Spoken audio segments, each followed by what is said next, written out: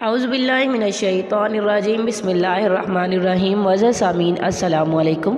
Was सामीन, आज का जो हमारा अमल है ये अमल बहुत ही मुजर्रब तरीन अमल है, बहुत ही पावरफुल अमल है।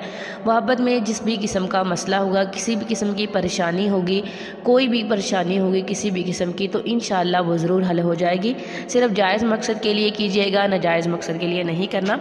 अगर आप मियाँ बीवी हैं, मियाँ बीवी में मोहब्बत पैदा करना चाहते हैं, तब भी आप इस अमल को कर लें। इंशाअल्लाह इस अमल के करने से आपको बहुत ज़्यादा फ़ायदा होगा। वज़ शामिल अमल करना होता है, पढ़ाई करनी होती है, दुआ मांगनी होती है। अल्लाह ताला को बार बार एक ही कलाम से पुकारा जाता है, जिससे आपकी दुआ बहुत जल्द कबूल हो जाती है। आपकी दुआ अल्लाह ताला के यहाँ ज़रूर मकबूल होती है। अगर आप इस अमल को कर लेंगे तो अमल बहुत ज़्यादा फ़ायदेमंद है। वज़ शामिल, आप इस अमल को नमाज इशा के बाद करेंगे, जब सारे सो चुके हों, मुकम्मल खामोशी के साथ। अगर दूसरा इंसान आपसे मोहब्बत नहीं करता, आप उससे मोहब्बत करते हैं और दूसरे इंसान को आप अपनी मोहब्बत के लिए राज़ी करना चाहते हैं, तो आप इस अमल को कर लें।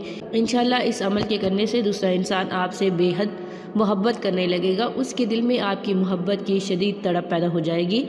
अमल को यकीन के साथ कीजिएगा।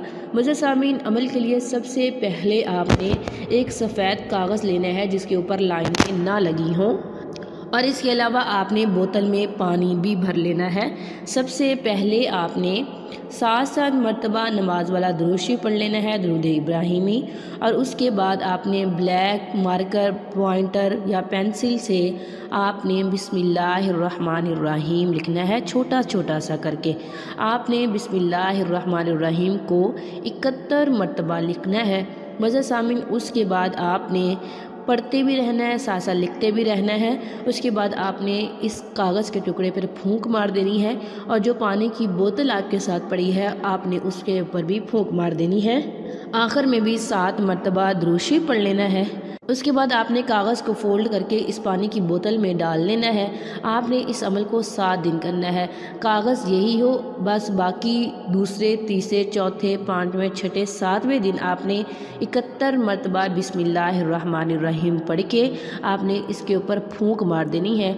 और इस पानी को आप अपने महबूब को खिलाएं पिलाएं, चाहे आटा गूंद लें इस पानी से, यहाँ से पानी थोड़ा सा ले लें, पानी पिलाते वक्त, चाय बनाते वक्त, या फिर अगर आपका महबूब या आपका शौहर या आपकी बीवी आपके पास नहीं है, वो आपसे बहुत दूर है, तो आप उसका तसव्वुर करके इस तरह से खुद पी लेंगे।